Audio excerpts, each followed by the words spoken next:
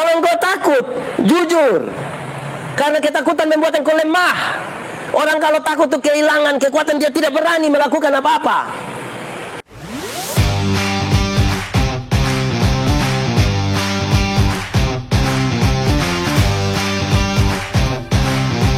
Silakan duduk semuanya. Bapak Ibu saudara-saudara, hari ini kita sama-sama baca 1, 2, 3. Jangan takut. Hanya ada satu ayat, mari kita buka Yesaya pasal 41 ayat 10. Yesaya 41 ayat 10, yang sudah dapat katakan amin.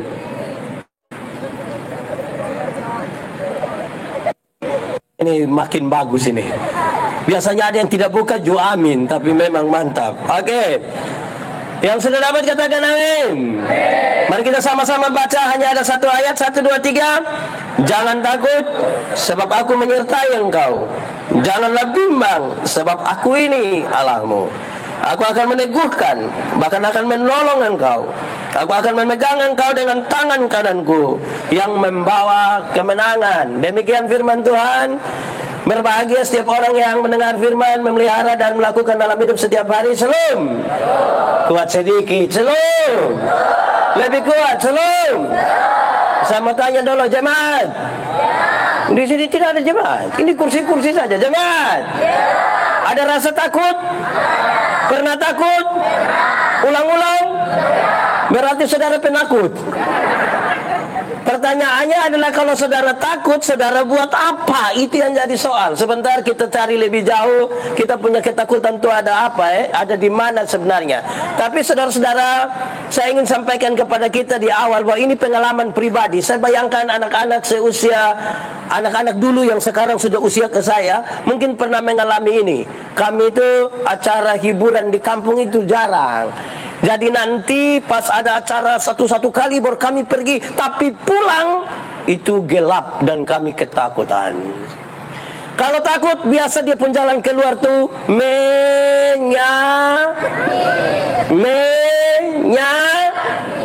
Ada 2 lagu andalan.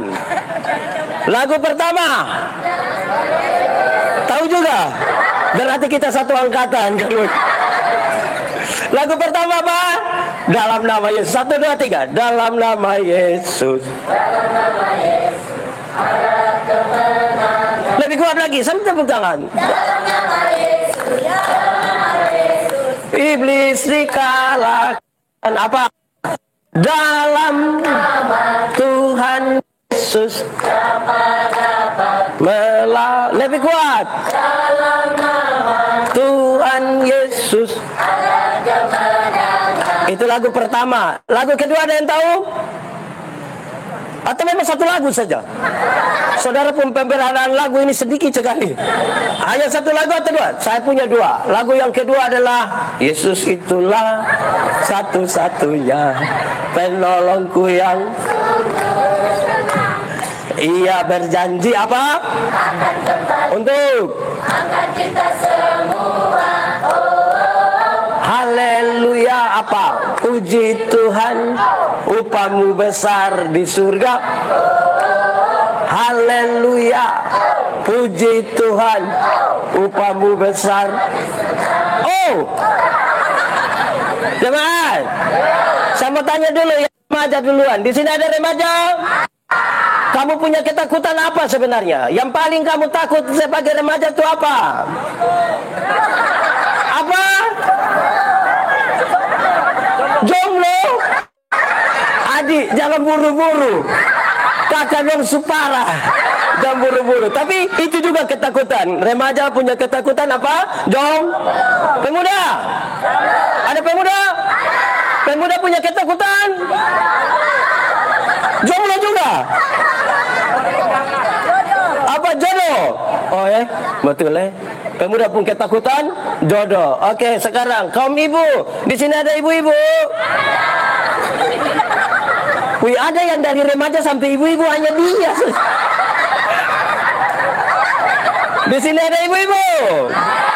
Kaum ibu paling banyak ketakutan apa? Ibu-ibu apa? Gemuk. Apa?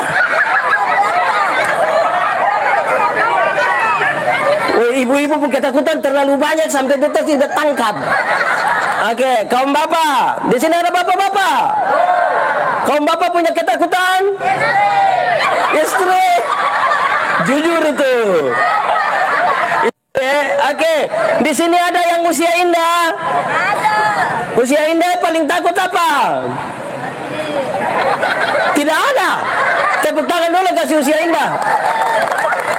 Jemaat, definisinya menarik. Di kamus bilang begini, takut ialah sama-sama perasaan tidak menyenangkan, dipicu oleh tunggu tapi lupa. Ulang, takut ialah perasaan tidak menyenangkan, dipicu oleh bahaya nyata atau bayangan. Ulang, takut ialah perasaan tidak menyenangkan, dipicu oleh bahaya nyata atau dibayangkan. Oke, kadang-kadang memang orang lihat sesuatu dan tapi ada orang yang tidak lihat apa-apa juga tak. Betul? Jemaat, mau pisau? Angin-angin? Mulai ragu-ragu tuh, mulai rasa karmana, itu belum rasa apa-apa. Saudara, kita ini biasa takut untuk banyak keadaan. Satu, ada orang punya ketakutan terhadap sebuah situasi, misalnya ada anjing rabies. Takut atau tidak? Tidak takut, kan dia disoek kita di Kupang. Ya, maksudnya kalau dekat, ada orang takut, padahal dia tidak sementara mengalami. Contoh, Pak, banyak ibu-ibu bilang, Pak Pendeta, nanti kalau saya sudah tidak ada, ya kan ibu masih ada. Iya, sama dia pun bapak model begitu lagi.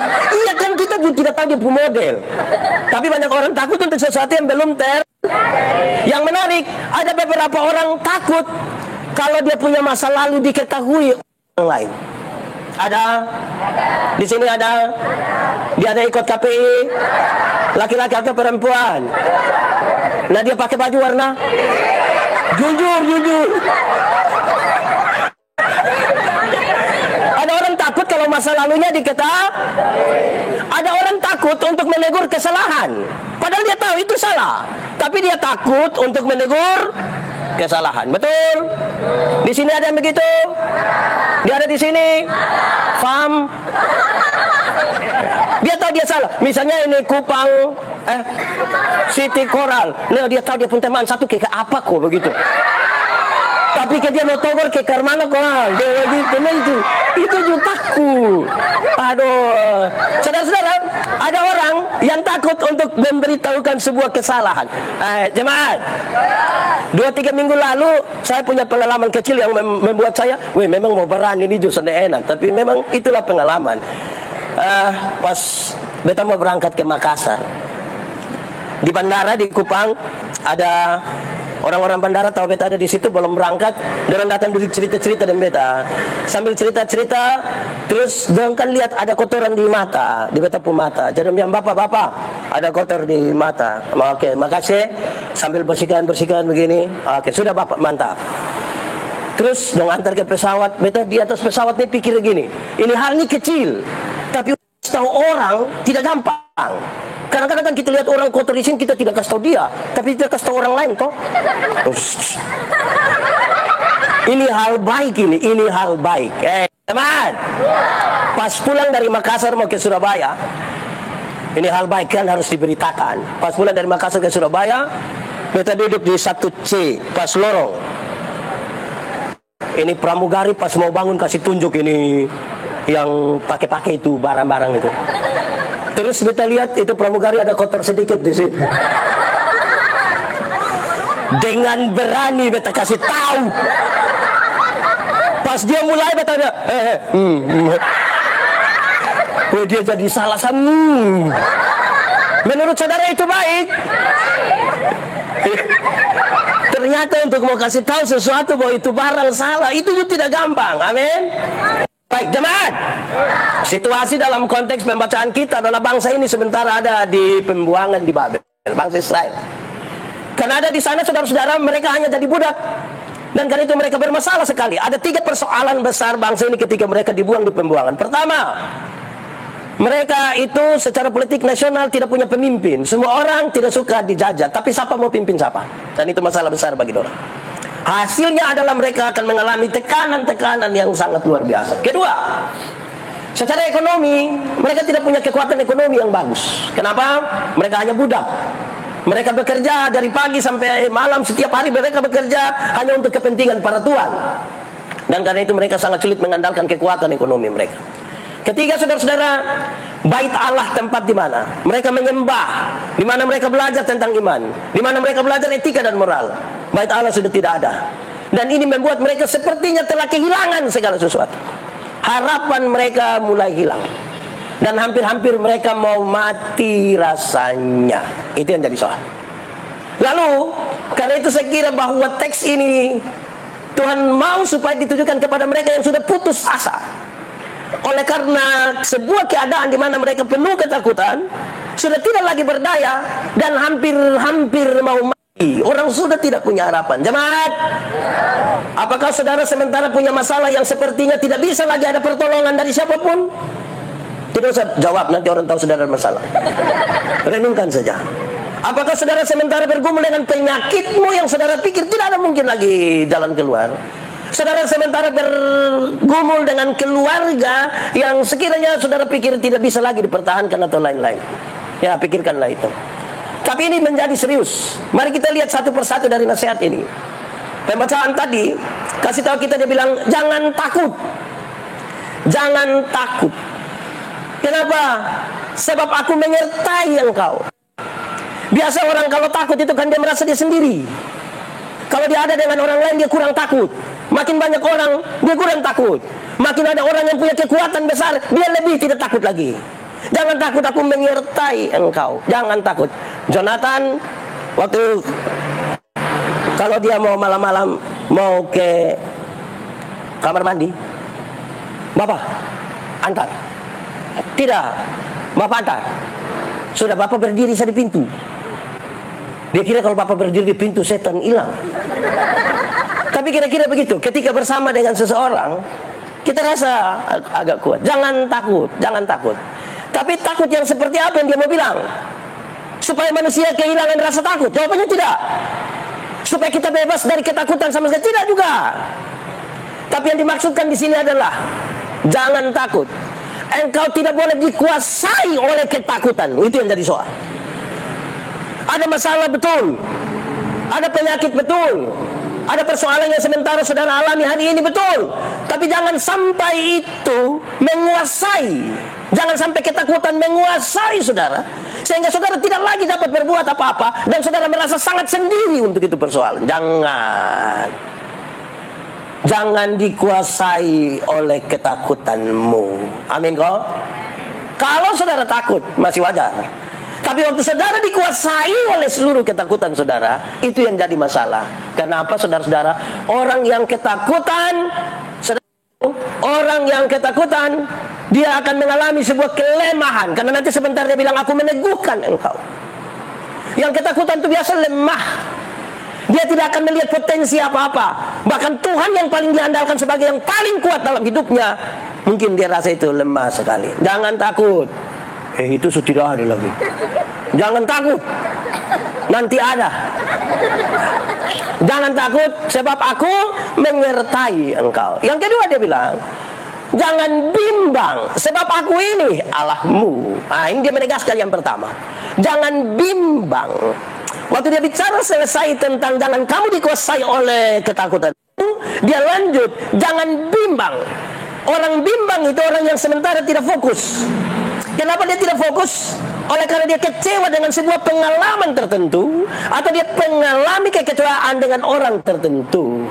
Orang-orang bimbang itu, saudara-saudara, seringkali merasa bahwa Tuhan tidak adil terhadap dirinya. Saudara, jemaat, pernahkah saudara merasa Tuhan tidak adil? Kenapa saudara diam-diam? Pernahkah saudara kecewa dengan Tuhan? Pernah? Tidak pernah? Mantap. Ada hal yang kita mau tapi Tuhan tidak mau toh? Ada orang yang bilang, Pak Pendeta, saya berdoa sampai berhenti toh, dan Tuhan tidak jawab juga toh. Lantas saudara kecewa dengan dia, saudara kecewa dengan Tuhan. Orang yang kecewa dengan Tuhan itulah orang-orang yang bimbang. Saudara meragukan Tuhan. Ada persoalan sekarang, mau percaya Tuhan atau jangan percaya Tuhan? Karena ada tawaran yang saudara lihat sekarang. Mau percaya Tuhan atau berhenti percaya Tuhan? Orang bimbang. Apalagi kalau dia merasa pernah kecewa dengan Tuhan. Jemaat, pernah kecewa. Tapi dia lanjut di sini. Jangan bimbang, jangan kecewa. Karena orang bimbang itu karena mengalami sebuah kekecewaan dengan Tuhan. Dia tahu, Tuhan ini bisa diandalkan, kok tidak ini? Sebab aku ini Allahmu. Sebuah pernyataan untuk menyatakan, aku Allah tidak pernah akan mengecewakan engkau. Aku adalah Allahmu yang tidak pernah mengecewakan engkau. Tapi kalau betul engkau Allah yang tidak pernah mengecewakan saya, kenapa saya mengalami persoalan ini? Karena engkau lagi menuntut supaya saya menjawab seperti apa yang engkau mau dan bukan seperti apa yang menjadi rancanganku bagimu. Itu yang jadi masalah sekarang. Kecewa itu, saya suka bilang begini, ikut. Kecewa ialah. Ulang, kecewa ialah karena terlalu berharap kepada manusia. Ulang, kecewa ialah karena terlalu berharap kepada manusia.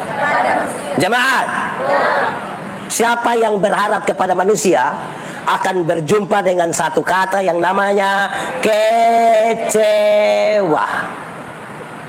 Kepada siapa saja. Saudara berani berharap kepada siapapun akan berjumpa dengan kata apa? Kecewa. Kalau kece saja tidak apa-apa. Tapi kalau tambah wah itu yang apa-apa. Nah, kadang-kadang karena dia pernah kecewa dengan manusia, dia pikir kalau Tuhan belum jawab atau tidak jawab seperti yang dia mau, dia pantas untuk kecewa dengan Tuhan. Tidak, jemaat. Kecewa karena kita terlalu berharap kepada. Saya mau tanya dulu yang suami-suami duluan. Suami-suami, pernah kecewa dengan istri? Itu kan itu bantuan tidak ada itu. Ibu-ibu, pernah kecewa dengan suami? Ini separuh jawab ke abu-abu saja. Anak-anak, pernah kecewa dengan orang tua? Orang tua? Pernah kecewa dengan anak-anak? Karena kita terlalu berharap. Saudara bayangkan ya, kita ini kadang-kadang mau supaya seseorang, banyak suami berpikir istri yang baik itu harus ikut dia pun mau. Banyak istri berpikir suami yang baik itu harus ikut dia pun mau. Bapak berhenti rokok. Ingat, tidak boleh rokok. Mertua suami begitu, jawab tua berhenti tidak merokok. Kalau keluar gas koren, tahu juga gas panjang atau pendek. Terus kalau ibu tahu, kecewa kok tidak? Berharap pada manusia, kita akan sampai titik kecewa. Lalu sekarang apakah manusia sama dengan Tuhan? Jawabannya tidak. Bahkan tidak sama sekali. Kenapa? Firman Tuhan berkata, sebab akulah Allahmu, Allah yang menciptakan engkau, menyiapkan masa depan untuk engkau, yang mengetahui jalan-jalan hidupmu. Masa aku harus membuat engkau kecewa? Kalau hari ini engkau emosional dan berkata Tuhan tidak adil, karena engkau belum mengerti jalan-jalan Tuhan.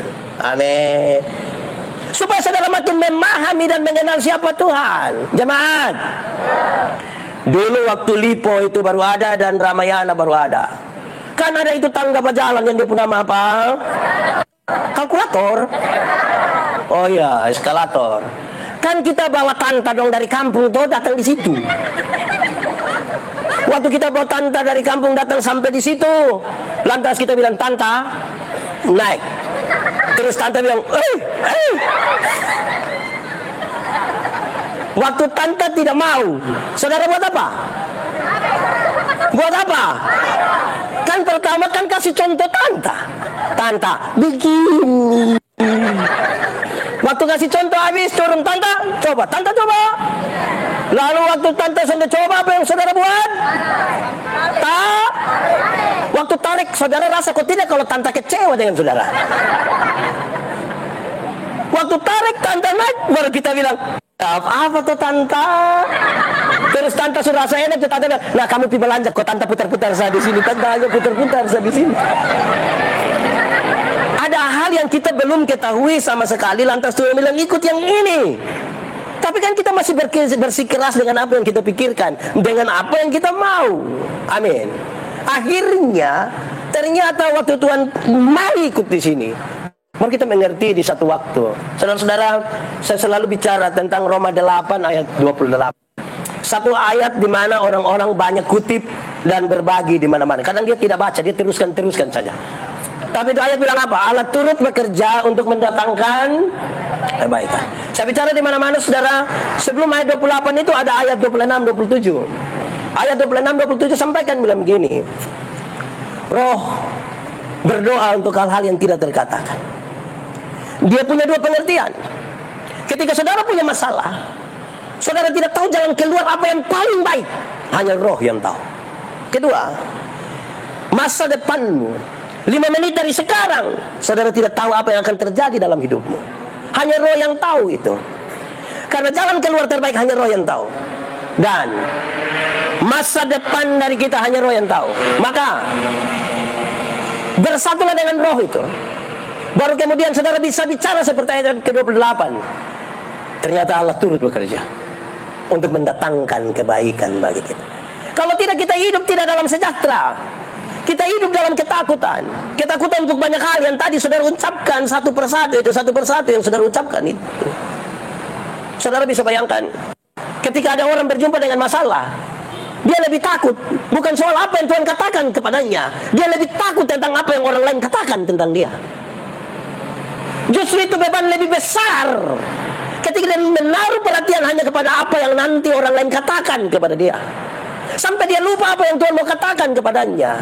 Padahal yang bisa membawa dia keluar dari persoalan itu bukan orang di sebelah.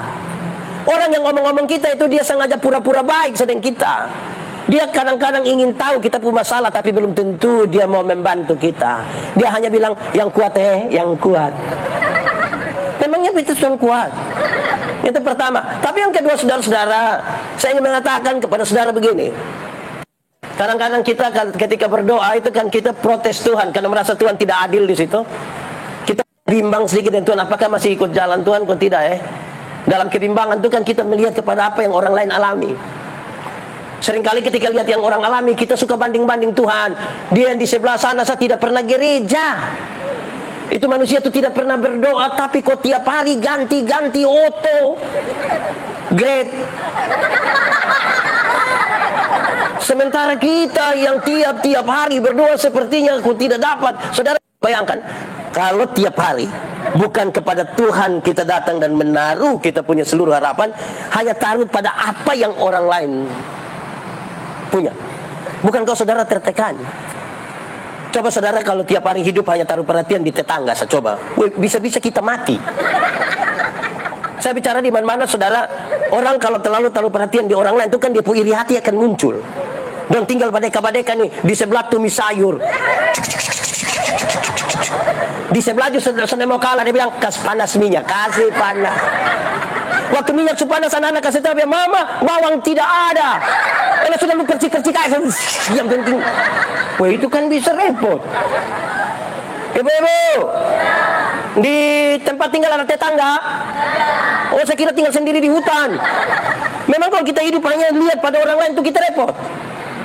Jangan sampai suami pulang kantor kita kasih tahu, mama, bapak, yo, dong di sebelah saya sudah ada TV baru. Jadi ambil itu. Besok suami pulang, papa, yo, dong di sebelah saya sudah ada motor baru. Jadi beli. Lu salah, bapak, dong sebelah saya sudah ada sofa baru. Jadi beli. Kok bapak pun pangkat sama tuh? Hari keempat bapak pulang ju, ibu kasih tahu, bapak tahu kok sonde kok mama kasih tahu. Bab tua di sebelah tuh sudah ada istri baru. Menurut saudara bab tua coba kok. Saudara hidup kalau terlalu lihat pada yang orang lain tuh repot nanti. Nah, baik. Kita definisikan tadi satu persatu ketakutan secara kategorial kita tadi tanya toh, yang remaja pun ketakutan, pemuda, ibu-ibu, bapak-bapak, lansia. Ketakutan itu saudara-saudara, kemudian dilanjutkan begini. Setelah dia kasih tahu, akulah Allahmu, akulah Allahmu. Pasti kita bertanya, jadi kalau engkau Allah, lalu engkau kan Allah, jadi dia kasih tahu, karena akulah Allah maka aku akan meneguhkan engkau. Karena engkau sementara lemah. Kelemahan disebabkan oleh apa? Perasaan yang tidak enak tadi yang dipicu oleh bahaya, baik nyata ataupun yang saudara hanya bayangkan. Itu membuat saudara lemah. Aku yang Allah ini akan meneguhkan engkau. Engkau tidak punya tenaga yang cukup kuat untuk berdiri, untuk tetap harus bertarung, untuk berdiri dan menaruh harapan besar. Aku Allah membuat kamu akan diteguhkan. Saudara tahu di sini yang tersimpan di bagian ini adalah banyak orang takut tapi sembunyikan itu ketakutan. Banyak orang tidak jujur dengan ketakutan dalam dirinya. Banyak orang tidak berani bilang iya benar saya takut, tidak. Ada banyak orang sombong sekali, takut terus. Aduh. Kan dia begitu. Dia pikir kita tidak tahu yang dia takut. Takut. Ada takut. Tapi sudahlah bikin ke berani-berani toh. Ini dulu betapun teman. Kita pulang, ada satu tempat, ada kecelakaan di situ. Bis tabrak tiga anak SMA mungkin. Mati. Yang satu itu sampai permisi dia punya otak tuh baru garuk begini. Jadi banyak orang bilang itu pohon itu biasa malam-malam muncul ada perempuan satu di situ. Sekarang kami pulang dari lapangan malam ini lewat itu tempat. Tidak ada jalan lain selain lewat itu tempat. Memang kami sudah nyanyi Yesus itulah, tapi memang itu Nona punya berita tuh lebih kuat di kita pun telinga nih. Saudara, terus kita sepakat lalu setan itu tidak boleh dek-dekat dengan dia, mesti kita lari ke tinggal dia. Maka sepakatlah kita harus lari secepat mungkin supaya lewat itu pohon. Kami 4 orang bersedia, siap. Pas ya, yang kami 3 diam di tempat, dia sendiri lari ke pohon itu. Dan itu dia punya teriakan memecahkan bukit-bukit batu.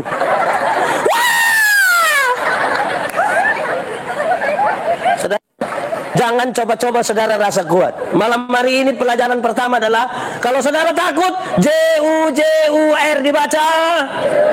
Dibaca. Jujur kepada siapa? Wah, itu baik gabung. Jujur kepada Tuhan dan jujur kepada diri. Itu penting. Jangan jujur duluan kepada orang lain. Jangan. Apalagi bikin di Facebook. Di sini ada yang biasa update status. Ada makan kosong. Kalau engkau takut, jujur. Karena ketakutan membuat engkau lemah. Orang kalau takut itu kehilangan kekuatan, dia tidak berani melakukan apa-apa. Tanggal 18 kami KPI di Semau. Habis kira-kira jam berapa kok? Jam 10. Terus saya harus pulang ke Kupang karena pagi-pagi jam 6 itu saya ke Surabaya. Aduh, kan sudah ada tiket ini. Angin. Tahu angin?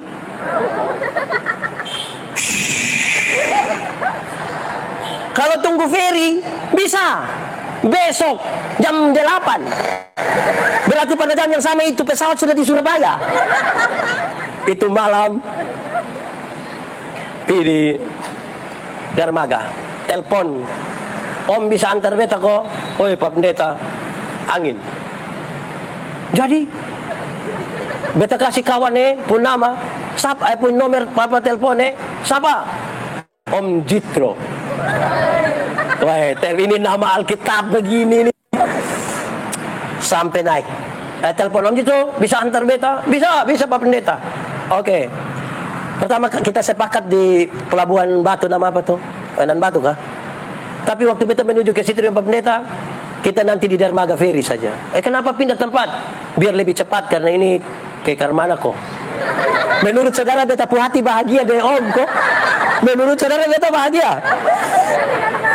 Oke, cara terbaik adalah apa? Doa. Mau bikin apa lagi kalau tidak berdoa? Harus jalan. Naik di atas itu, setelah doa ini memang kita pun keraguan-raguan ini besar saudara. Naik di atas itu sudah habis.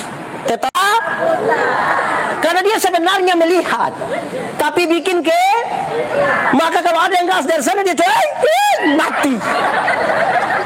Apa itu? Amin kok. Jemaat, anak muda, pernah mencintai seseorang, terus di tengah jalan berhenti pernah? Saudara katakan putus pernah? Padahal hati masih suka dan dia pernah? Lalu saudara kan cari tahu tentang dia. Lihat, kalau sesuatu itu tidak jujur, betul-betul tuh menderita. Waktu dia kasih naik foto dan dia bohong, saudara bahagia. Lemah toh. Ya, saudara-saudara, ketakutan itu buat kita tidak berdaya. Makanya banyak yang suka bikin status ketika tangan sudah tidak lagi bisa diangkat. Apalagi? Amin kok. Karena hanya itu yang bisa buat kita berharap kepada Tuhan. Amin. Jemaat, punya masalah? Tidak usah omong. Saya lihat yang ini muka masalah semua. Kita mau berharap di siapa kalau kita tidak berharap kepada Tuhan? Tapi dia janji, dengar, aku yang adalah Tuhan ini.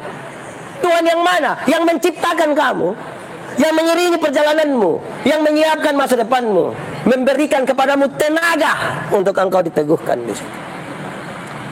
Sampai situ, tidak tambah. Aku akan menolong engkau. Jadi dia punya kekuatan berdiri kan? Tapi sekarang dia mau berjalan. Jalan ini kan tidak gampang juga.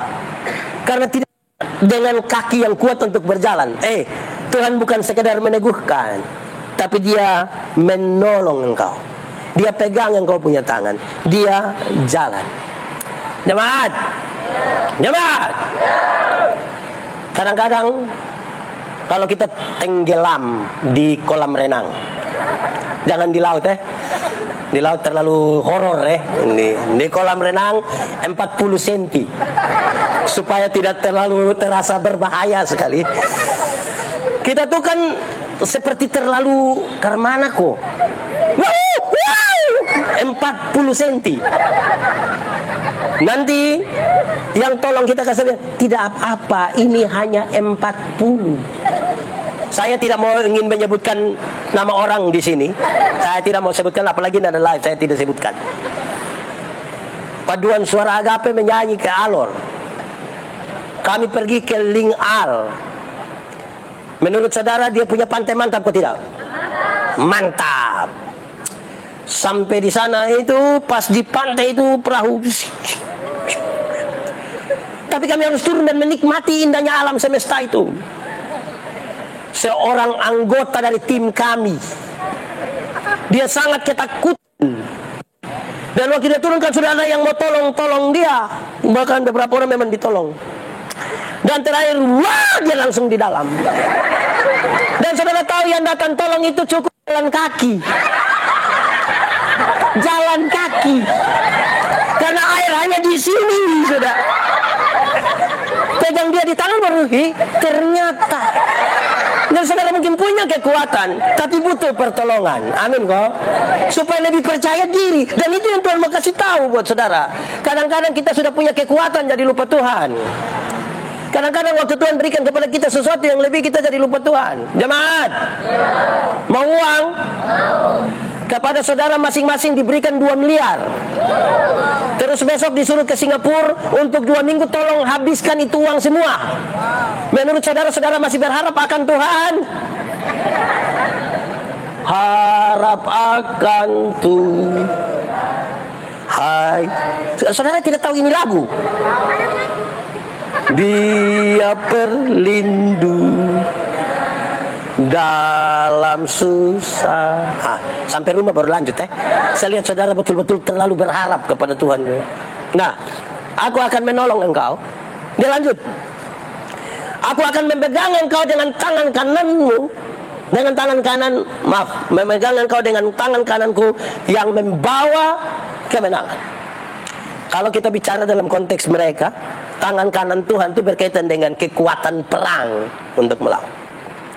Saudara lihat, dia bukan saja meneguhkan saudara, bukan saja menolong saudara, tapi kalau engkau bergumul dengan sesuatu yang saudara sebut dengan peperangan, dengan tangan kanannya yang kuat, dia membawa kemenangan bagimu. Dengan tangan kanannya yang kuat, kita menang. Amin. Penyanyi dulu. Semangat, tepuk tangan. Ku menang, ku menang. Ku menang, ku menang. Lebih kuat. Atas segala setan. Haleluya, haleluya. Oke, stop di situ. Dia membawa kita pada kemenangan. Ini menarik saudara-saudara, kenapa? Dia menyatakan dirinya. Akulah Allah. Aku meneguhkan engkau. Aku menolong engkau. Dengan tangan kananku aku membawa kamu ke dalam kemenangan. Sebuah kalimat yang jujur bahwa ketika saudara punya pengakuan kepadanya sebagai Allah, bukan saudara bebas dari masalah. Saudara akan berjumpa dengan satu masalah hari ini, bebas dari masalah ini, saudara berjumpa lagi dengan masalah besok. Bebas dari masalah besok, lusa saudara berjumpa dengan masalah. Kalau saudara tidak mau lagi ketemu dengan masalah lusa nanti, maka meninggal dunialah dengan tenang. Sepanjang saudara masih ada dalam dunia, dia tetap akan menyertaimu, menolong engkau dan seterusnya, sampai engkau beroleh kemenangan.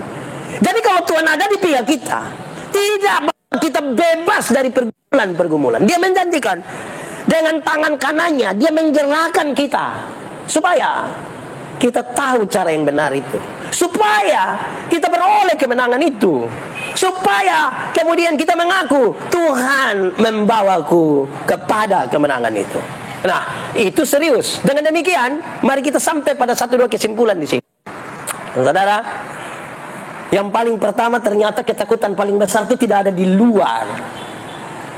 Ketakutan paling besar itu ada di mana? Di dalam diri kita. Ketakutan paling besar itu ada di dalam diri kita, bukan di luar sana. Saya ingat saya mama pertama kali saya jadi vikaris ditempatkan di Alor. Saya mama tuh tiap saat kalau bertelepon mama selalu tanya, kakak, yuk di sana tuh baik kok. Saya bilang, mama pemaksud kau pun jauh lah dari mama. Oh, nah mama bikin sinode satu, biar kita ditempatkan dekat-dekat di situ. Pasti orang tua punya rasa yang besar bagi anak-anaknya. Orang tua tidak mau jauh dari anak-anaknya. Tapi kadang-kadang kita pun ketakutan untuk terlalu besar sampai kita kira Tuhan tidak pernah akan melakukan sesuatu yang besar di sana. Amin kok. Jadi jangan terlalu takut, jangan takut. Jangan takut bukan berarti kehilangan rasa takut. Saudara tidak boleh dikuasai oleh ketakutanmu. Orang yang ketakutan itu sangat reaktif dan kadang-kadang melakukan hal yang memang di luar, kadang-kadang di luar batas juga. Saudara lihat ya. Menurut saudara ini pagar ini lumayan tinggi ke tidak? Kalau dari jalan raya, dari trotoar, ini pagar lumayan tinggi ke tidak? Bisa lompat? Bisa? Susah toh? Sekarang pertanyaannya, pas saudara di bawah ini pagar, ada anjing rabies satu menuju saudara. Lewat? Yakin? Kekuatan dari? Saudara, kalau orang takut tuh ngiri. Kadang-kadang melakukan hal yang tidak wajar. Saya berjumpa dengan banyak orang ketakutan dan melakukan banyak hal yang memang tidak wajar. Tapi mau bagaimana? Terpaksa harus melakukan itu. Bukan karena orang tidak tahu.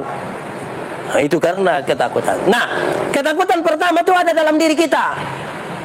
Harusnya kemenangan pertama adalah kemenangan atas dirimu. Kemenangan pertama adalah kemenangan atas dirimu. Atau sebagaimana damai sejahtera itu ada di dalam kita, maka damai sejahtera itu harus pertama-tama ada di dalam kita. Kenapa? Ada waktu di mana saya berkhotbah tentang damai sejahtera, saya tanya jemaat, jemaat, damai sejahtera itu di mana? Dalam diskusi kemudian kita sepakat damai sejahtera itu ada di sini. Tuhan taruh di sini damai sejahtera. Lalu Kalau memang damai sejahtera itu ada di sini adalah, itu berarti tidak boleh ada satupun orang dari luar, tidak boleh apapun yang ada dari luar yang merenggut damai sejahtera kita. Karena damai sejahtera bukan kita pilih di sana bawa ke sini. Damai sejahtera ada di sini. Tidak boleh ada satu keadaan di luar kita yang kemudian membuat kita tidak ada damai sejahtera. Begitupun dengan ketakutan. Kalau ketakutan itu ada dalam dirimu, saudara harus pastikan bahwa saudara memenangkan itu bukan karena sesuatu dari luar. Kalau begitu, jangan pun Tuhan itu dari luar ke dalam kamu. Tuhan mesti ada di sini. Walaupun dari awal kita menyanyi, mari masuk, mari masuk, masuk hatiku, ya Yesus. Nah, terus dia kalau sudah masuk, kenapa? Lo menyanyi kelembut sekali. So, itu di bagian suara apa? Paling pertama tuh menang dulu atas kita sendiri. Kadang-kadang ketakutan bikin kita supaya kita berusaha memenangkan apa kok di luar, termasuk orang lain. Menang dulu atas diri kita bersama-sama dengan Tuhan. Selanjutnya saudara, biarkanlah Tuhan yang membawa engkau kepada kemenangan. Biarkanlah Tuhan. Sudah menang atas dirimu, biarkanlah Tuhan membawa. Pak Pendeta, bagaimana saya akan menang atas saya sendiri? Kemenangan atas diri itu pertama-tama dia lakukan kalau orang mengakui dulu kalau dia lemah. Yang kedua dia mengakui bahwanya Tuhan yang bisa menolong dia untuk itu. Di luar itu tidak mungkin. Di luar itu tidak mungkin sama sekali karena tidak banyak orang menang atas dirinya. Kelihatan dia menguasai dirinya, tapi belum tentu menang atas dirinya. Hanya kuasa Tuhan dan tangan Tuhan yang penuh kekuatan itu yang mampu membuat kita dan membawa kita kepada kemenangan. Saudara, mari kita lihat. Takut membuat orang lemah, karena itu dia akan diteguhkan. Takut, bimbang akan membuat orang tidak berdaya. Tadi lemah itu membuat dia kan tidak bisa melakukan apa-apa, sehingga Tuhan mau menolong. Tuhan mau menolong dia. Saudara tahu bahwa orang putus asa kan selalu bilang, Pak Pendeta, apa yang kita tidak coba? Semua kita coba habis. Apalagi yang kita tidak coba? Semua coba habis. Tapi kan tidak jadi juga. Tuhan mau menolong. Tuhan menolong sebegitu saja? Tidak. Dia akan membawa kamu sampai pada kemenangan. Pertanyaannya, kita setia bersama dengan Tuhan sampai akhir atau tidak? Karena kemenangan dengan Tuhan itu bukan hari ini saja. Kemenangan demi kemenangan, demi kemenangan, demi kemenangan, sampai pada akhirnya tetap menang. Jangan sampai hari ini kita menang, besok kita kalah, lusa kita kalah, tula kita menang.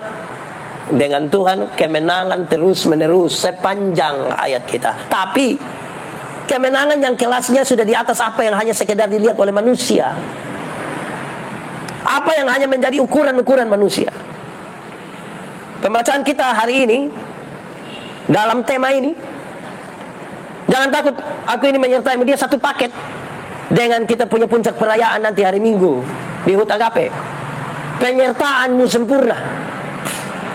Dari satu periode ke satu periode, dari satu tahun ke satu tahun, sampai 54 tahun, Anda harus bercerita tentang perjalanan Tuhan yang penuh dengan kemenangan demi kemenangan. Bukan karena tidak ada masalah. Baru nanti saudara boleh mengatakan hari ini, penyertaanmu sempurna. Dia pun lagu bilang ke mana lagi? Mantap. Aman dan sejahtera, walau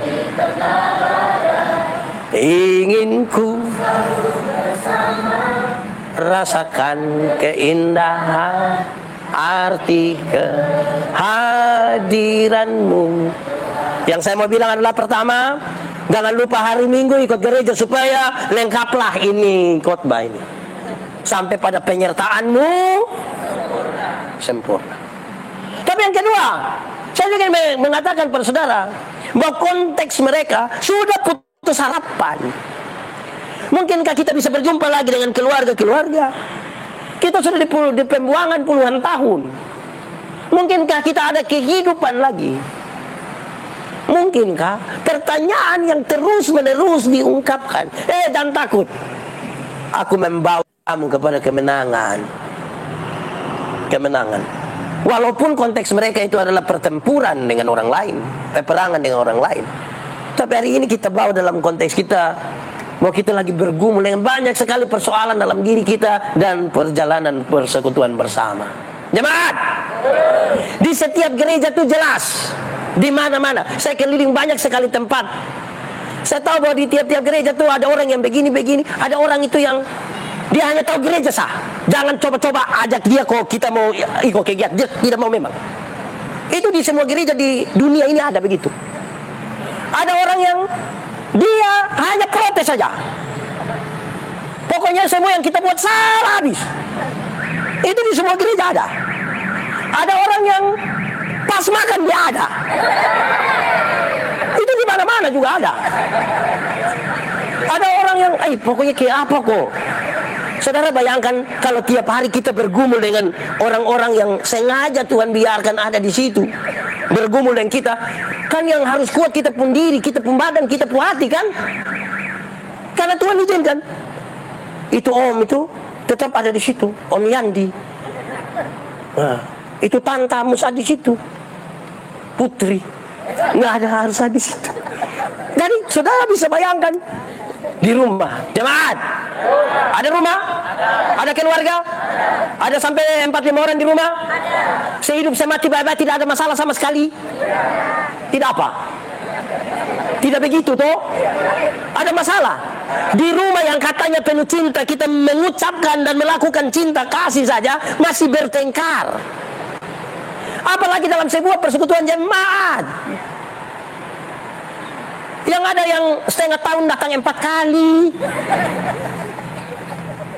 Ada yang tadi yang betul ucap-ucap punya itu. Saudara kira kalau kita pun saudara, Tuhan izinkan itu. Saya selalu ingat apa yang Paul bilang. Waktu kita berdoa minta kesabaran, Tuhan tidak kasih kita kesabaran. Dia izinkan ada masalah. Dari masalah itu kita melatih kesabaran. Jadi di sini ada nona-nona yang belum nikah. Kenapa semangat sekali? Nona-nona yang belum nikah dong selalu berdoa. Kalau boleh saya dapat suami yang takut Tuhan, hormat orang tua, sayang istri, suka menabung, pel, dan lain-lain. Iya. Ternyata yang kita ketemu itu, yang kita cinta mati, dan segera minggu depan masuk minta, dia yang tidak pernah gereja, tidak pernah perhatikan orang tua, hanya waktu orang tua sakit dia pergi dan bilang sertifikat, terus macam-macam. Tapi itu yang saudara suka. Lalu saudara bilang, mungkin ini saya pembeban kok. Bukan. Disitulah Tuhan bilang, jangan takut. Nanti sama-sama dengan Tuhan. Karena saudara tidak akan rubah dia juga. Yang bisa rubah manusia itu hanya Tuhan. Masa manusia bisa rubah manusia? Manusia kalau rubah manusia itu dia tipu sah. Itu waktu yang tadi keluar baru isap rokok sampai dekat-dekat rumah kan dia berhenti cuci tangan. Terus mam tua tanya, kok bapak bisa begitu? Virus di luar itu. Tipu lagi. Jadi jangan berharap begitu. Biar Tuhan yang turut bekerja toh untuk bawa kita pada sebuah kemenangan. Dan saudara mengakui bahwa itu kemenangan dari Tuhan. Saudara pengungkapan syukur yang luar biasa. Saya senang sekali malam hari ini sama-sama dengan Kupang City Choral. Saya kira mereka juga bergumul dalam perjalanan persekutuan pergumulan mereka. Orang hanya lihat dong menyanyi bagus. Saya juga mau ikut menyanyi dong hanya karena saya belum kasih tahu jawaban saudara-saudaranya, saya jadi malu untuk mengatakan. Saudara, kita tidak lepas dari pergumulan. Tidak lepas. Saya ingat saudara-saudara, ada seorang pendeta, suaminya bukan pendeta. Di satu waktu ketika usia pernikahan yang ke-30 tahun, terus seorang pendeta senior bilang begini, oke kita akan berdoa untuk usia 30 tahun pernikahan, saudara berdoa. Bolehkah menyampaikan satu hal? Yang suami tidak mau mengucapkan apa-apa. Dia diam dan beberapa saat kemudian dia menangis. Air matanya jatuh dan saya lihat dia betul-betul menangis. Dia peluk istrinya kuat-kuat. Setelah selesai dan dia bilang begini, 30 tahun lalu ketika baru mengucapkan kata-kata indah, aku mengambil engkau sebagai istri yang sah, suami yang sah, kita berbunga-bunga dengan cinta, impian, harapan, kecantikan, kemolekan dan semuanya. Tapi dalam perjalanan menuju 30 tahun sampai hari ini, cinta baru terukur ketika kita mengalami sakit. Bagaimana ketika saya sakit dan istri mengurus saya, kalau tanpa cinta yang kuat, mungkin dia sudah tinggal saya. Titik-titik di mana paling rendah dalam hidup itulah orang bisa mengerti bahwa ada cinta di situ. Titik-titik yang rumit itu. Bangsa Israel yang pembacaan ini kan kali kedua pembuangan. Pertama ketika mereka di Mesir, dalam keras kepala mereka jalan dari satu etape ke etape yang lain, satu etape ke etape yang lain. Ketika ada masalah sedikit mereka mau pulang kembali. Bahkan dengan yakin sekali mereka bilang, untuk apa kita pergi ke tanah penuh dengan susu madu? Kalau ternyata air susah, makan susah, semua susah. Setiap kali mereka mengeluh, mereka melihat ke belakang. Wah, jangan nanti saya lihat ini orang. Mereka melihat ke belakang. Mereka menemukan. Nah, sudah, satu saja. Terima kasih. Mereka menemukan titik demi titik di mana kalau kita pakai kiasan ada bendera yang mereka bisa lihat tapak-tapak di mana Tuhan menyertai perjalanan hidup mereka sampai sini. Mereka mengerti sesuatu sebenarnya. Karena Tuhan tidak pernah membiarkan mereka sendiri. Saudara bayangkan bahwa 600.000 orang laki-laki belum terhitung perempuan dan anak-anak. Itu ke setengah mati. WC di mana? Kita PKM yang hanya 30 orang, 600.000. Jalan ada kesusahan, tidak usah takut. Tuhan menyertai. Siang dia jadi tiang awan, malam dia jadi waktu lapar Tuhan kasih, waktu haus Tuhan kasih minum. Mantap. Saya suka tambah. Mereka punya baju pakai puluhan tahun tidak robek. Kita pun coba pakai 3 hari. Orang lain yang terobek. Berat itu. Bahaya tuh. Di Padang. Orang jalan 40-an tahun saudara, kasut tidak rusak di padang pasir yang panas. Kasut tidak rusak. Bayangkan itu. Kita tidak pergi kemana-mana, kaki pica-pica. Tuhan pun penyertaan itu terlalu sempurna. Amin kok. Harusnya ada orang yang mengalami 1, 2, 3, 4 dan dia bilang, Tuhan saya percaya Tuhan lah. Saudara pun tidak akan selesai dengan Tuhan. Tidak boleh hari ini ada yang bilang saya sudah selesai dengan Tuhan. Tidak bisa. Karena perjalanan kita bukan selesai hari ini. Masih terus. Sampai di mana? Saya berdoa dan saya meyakini sesuatu bahwa kalau ada hal baru yang Tuhan izinkan buat kita, ada di tahun ke-54 yang Tuhan kasih buat kita, pasti ada kejutan-kejutan yang Tuhan mau kasih buat kita. Pasti. Masa Tuhan izinkan kita pada suatu waktu yang baru, pada sebuah keadaan yang baru, tanpa hal yang baru yang ingin kita pelajari tentang dia.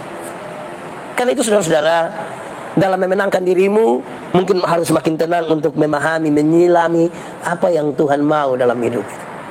Kadang-kadang ada seorang rohaniawan, dia punya kalimat ini sangat kuat di saya punya ingatan. Dia bilang begini,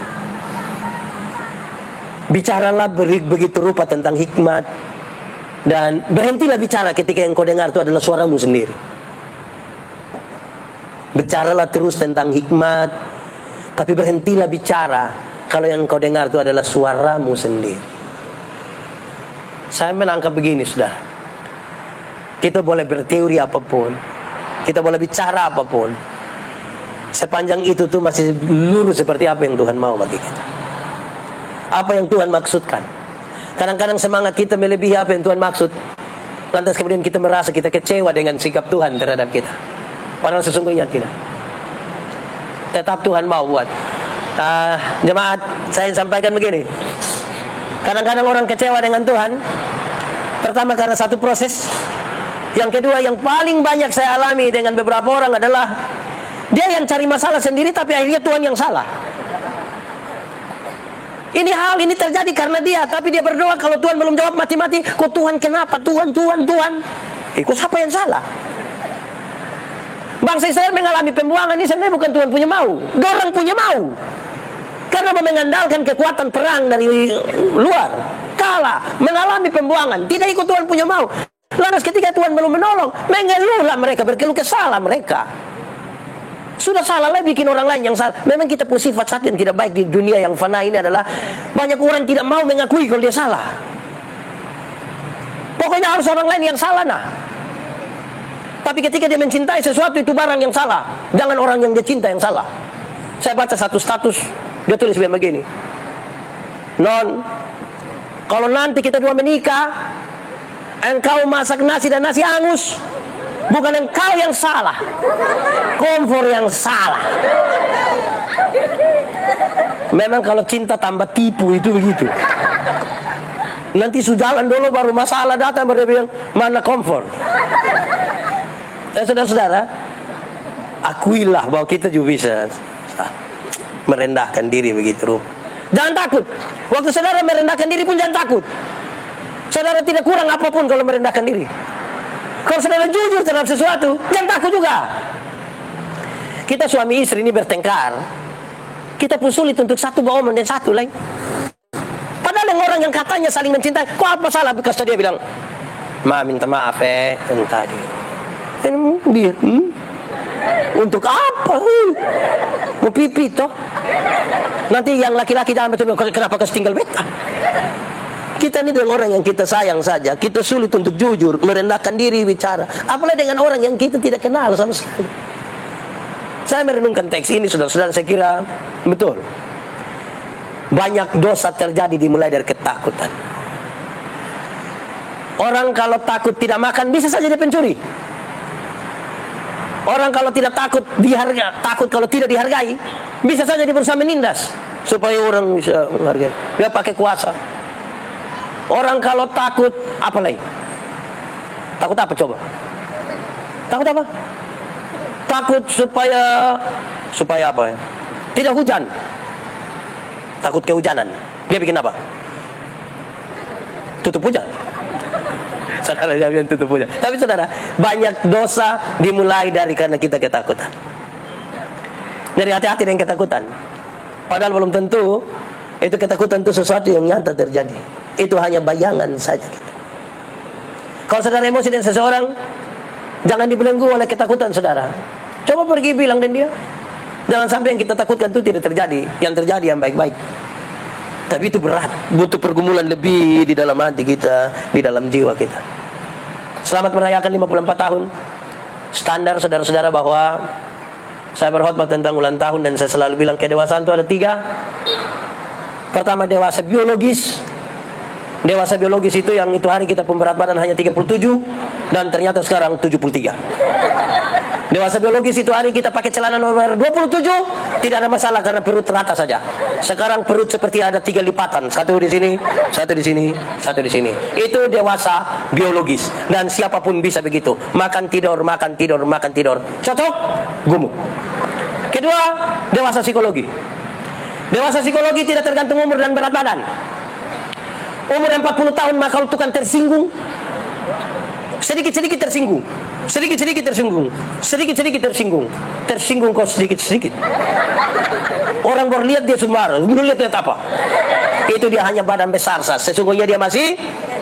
Makanya ketika dia tersinggung dia orang banyak, orang suka bakar yang. Ketiga, dewasa iman. Anak umur 3 tahun bisa pikul meja yang 10 kilo? Bisa?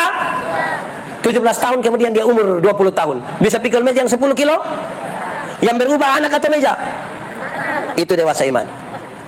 Tidak meminta beban menjadi ringan. Dia berdoa minta bahu yang semakin kuat. Orang dewasa iman dia tahu kalau Tuhan izinkan ada masalah dalam hidupnya, Tuhan tahu seberapa kuat dia punya beban. Karena itu orang dewasa iman tidak akan pernah meminta orang lain berubah. Tapi siapa berubah? Diri sendiri. Kadang-kadang kita terlalu sibuk rubah orang lain, tapi tidak sibuk rubah diri sendiri. Mari berusaha masing-masing kita, rubah kita pun diri seperti apa yang Tuhan mau, dan jadilah kepada kita seperti apa yang Tuhan mau. Selamat ulang tahun ke-54. Tuhan memberkati kita. Mari kita tunduk kepala di hadapan Tuhan. Kita angkat hati kita bagi Tuhan. Firman Tuhan berkata, kalau kamu dengar suaranya, jangan keraskan hatimu. Minta Roh Kudus lembutkan setiap hati yang keras. Dan kalau ternyata ada banyak hal yang menjadi ketakutan saya dan saudara, jujur bagi diri,